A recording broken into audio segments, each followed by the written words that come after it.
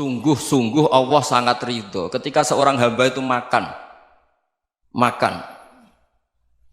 ketika sesuap nasi dia muji Allah, ketika minum seteguk nasi dia muji Allah. Itu kalau orang diridhoni Allah itu wali betul. Itu untuk jadi wali itu gampang, kamu makan ridho, kamu nginjak buminya Allah ridho seneng, kamu hidup keseharian aman seneng. Nah ini supaya sampean kita semua ngaji betapa panduan Rasulullah untuk menggapai ridho Allah itu banyak yang keseharian sekali. Saking kesehariannya banyak dalam hadis dan itu sahih. Nabi menyebut hal-hal yang keseharian. Hatta ma tas'alu fi imra'atika, kamu punya uang kemudian istri kamu bisa makan itu ibadah. Bahkan sebagian ibadah itu dicontohkan Nabi yang akhirnya diprotes sahabat. Yaitu wa fi buti ahadikum sedekah, kamu menggauli istri kamu itu ya sedekah. Sampai sahabat bilang yang benar ya Rasulullah. Ayati ahaduna syahwatahu wa huwa lahu ajrun. Masa urusan biologis, urusan syahwat kemudian dia dapat pahala. Nabi menjawab, alai salawadu'aha fi haramin akana alaihi wisrun. Bagaimana kalau dia meletakkan ke yang tidak benar itu kan dosa.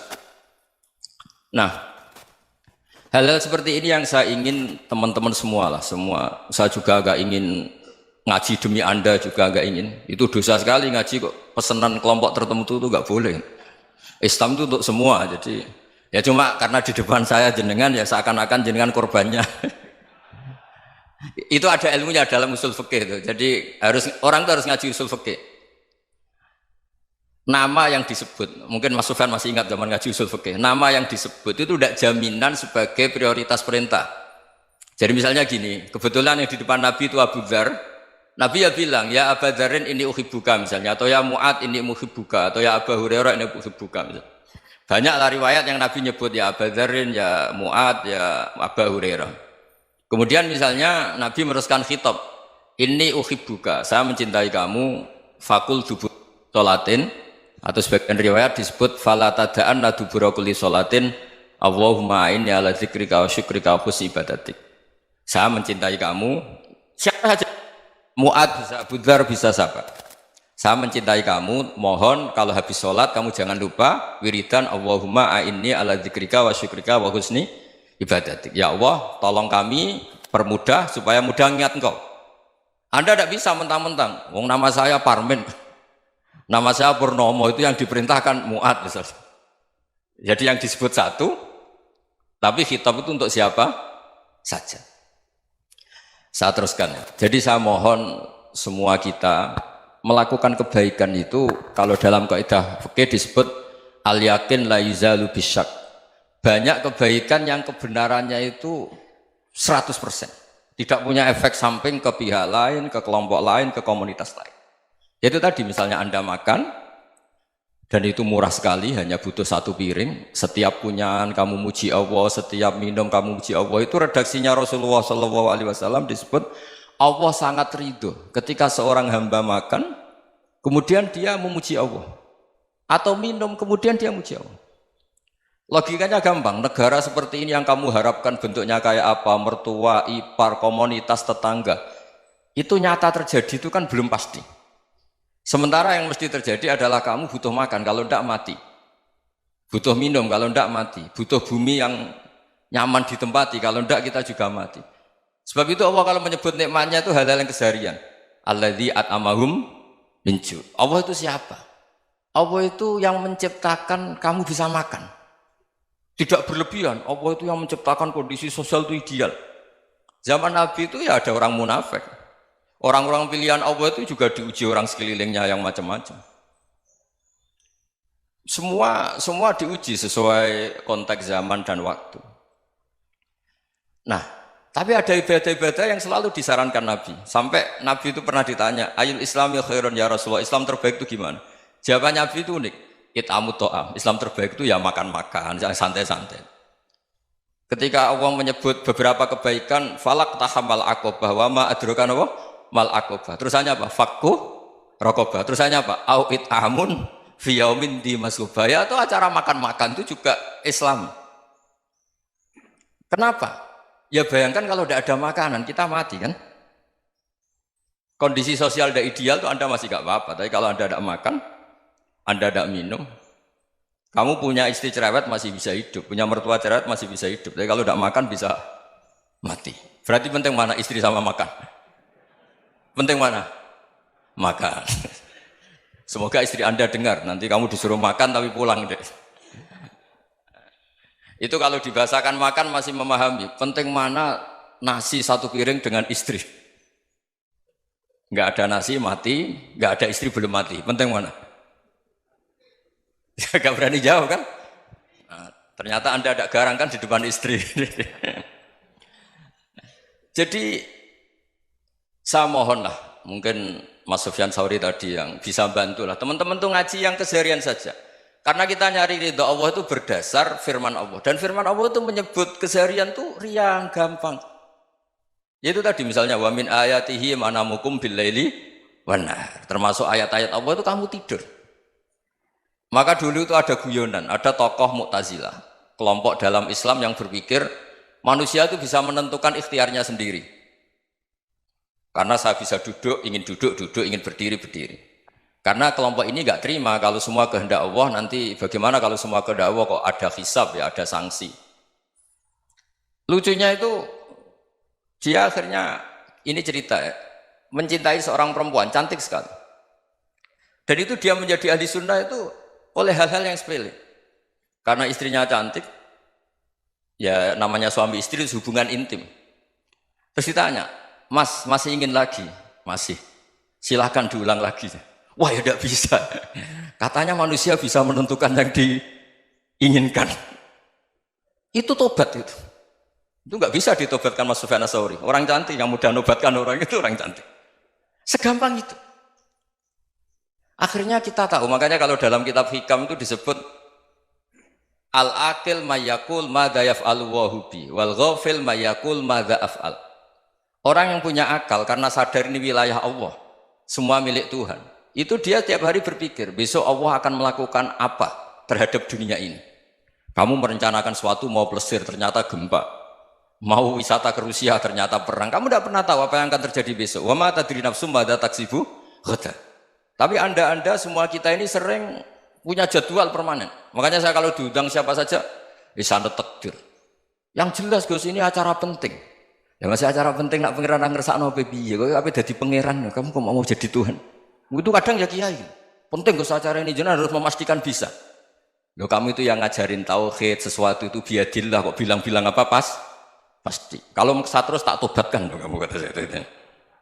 Ya kalau gitu Gus bilang insya Allah. Wah itu hati saya, fisik saya, roh saya sudah bilang insya Allah. Tidak usah kamu latih kata saya. Nah hal-hal tauhid keseharian itu gampang sebetulnya. Wal ghafil yaqulu madza af'al. Tapi orang yang lupa Allah dia setiap hari bilang besok apa? Kita bisa melakukan apa? Seakan-akan dia itu aktor, dia penting, dia subjek permanen, dia. Padahal kita ini hanya objek kehendak Allah Subhanahu wa taala. Karena kita yakin sesuatu yang terjadi di alam raya ini kita tidak bisa apa-apa.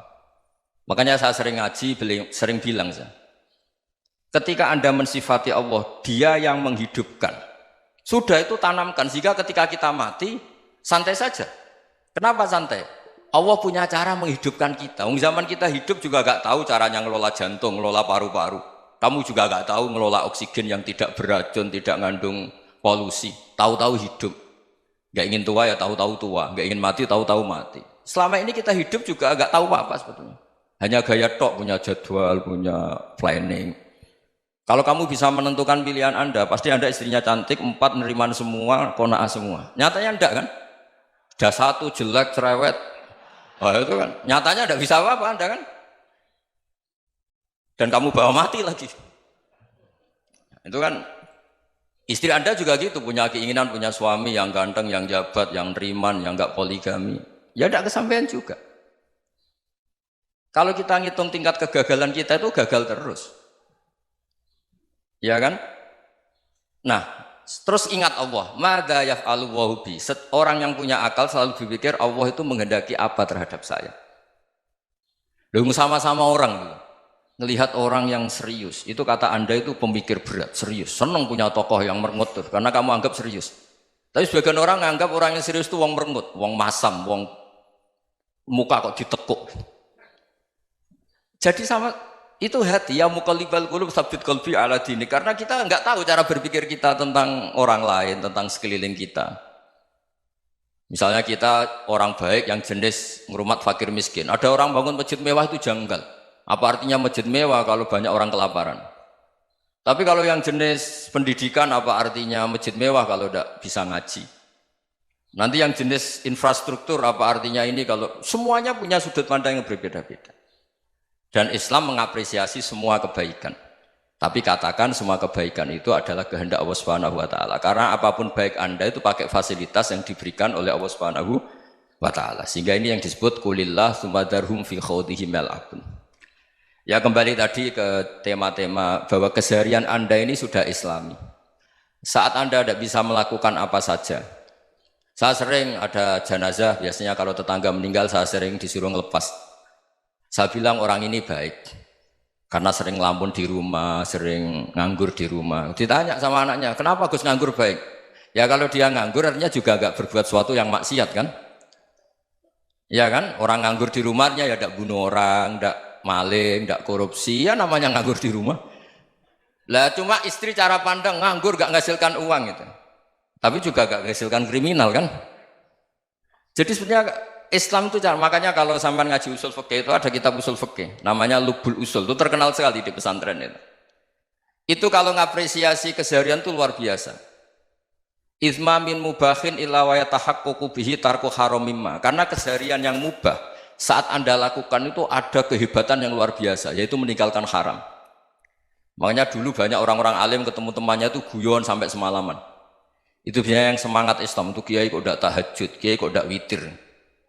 Orang yang sedang mapan uangnya banyak, malam itu tidak kelayaban itu sudah luar biasa. Melawan nafsu supaya tidak maksiat itu sudah luar biasa. Supaya lupa guyon sama temannya semalaman sampai subuh. Gejlok-gejlokan ngenang zaman miskin, zaman kuliah nggak jelas, zaman apa. Melihatnya jangan tarkut tahajud. Seperti ini meninggalkan tahajud, tapi meninggalkannya ini talkul muharramat. Jadi kayak apa hebatnya? Sehingga Imam Ghazali punya riwayat yang agak unik. Hatta takuna ibadatu akhiri hadil ummah iku an-naum. Sehingga suatu saat ibadah terbaik umat ini itu tidur. Itu kan riwayat kontroversi. Ketika Imam Ghazali tanya, kenapa iya? Kenapa kamu mulai keluar dari rumah itu sudah banyak maksiat? Melihat perempuan yang enggak mahram, melihat fenomena. Tapi kalau kamu tidur itu enggak melihat apa-apa. Tapi juga kamu jangan nganggap tidur itu ibadah betul. Saatnya melakukan fardu ain malah masih tidur. Tapi itu sudut pandang yang menjadikan kita Islam itu gampang. Jadi saat Anda tidak bisa aktivitas apa-apa, misalnya ada beberapa orang yang lumpuh. Lumpuh itu memang nggak bisa Jumatan, nggak bisa ibadah, tapi dia juga nggak bisa maksiat.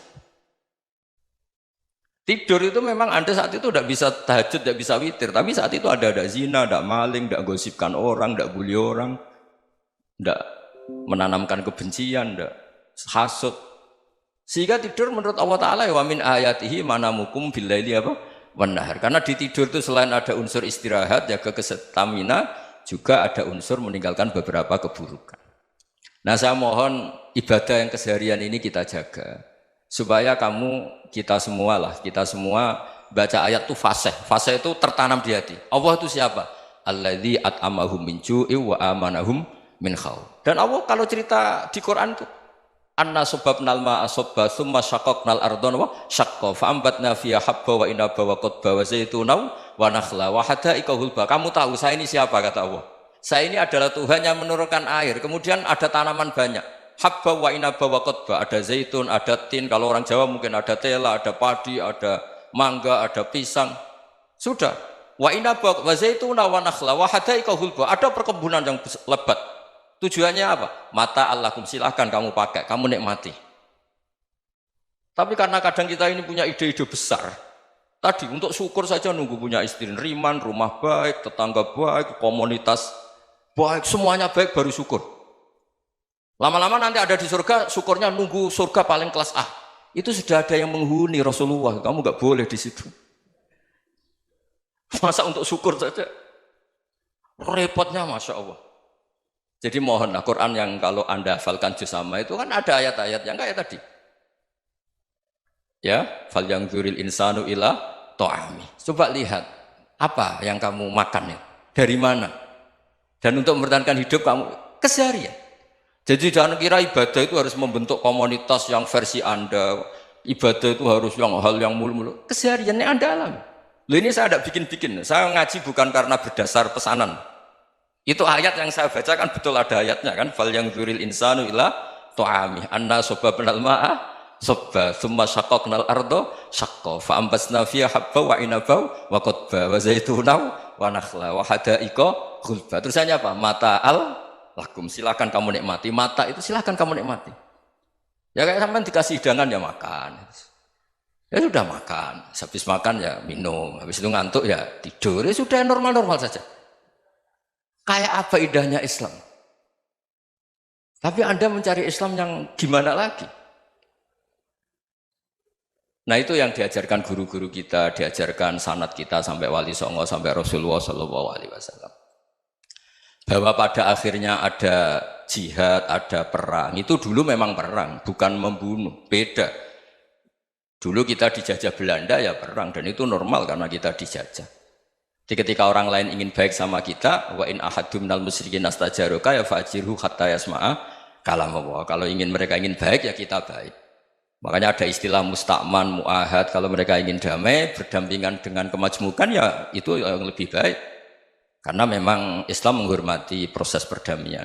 Wa in janahu lis-salmi ya fajnah lah. Kalau ingin damai ya kita harus damai.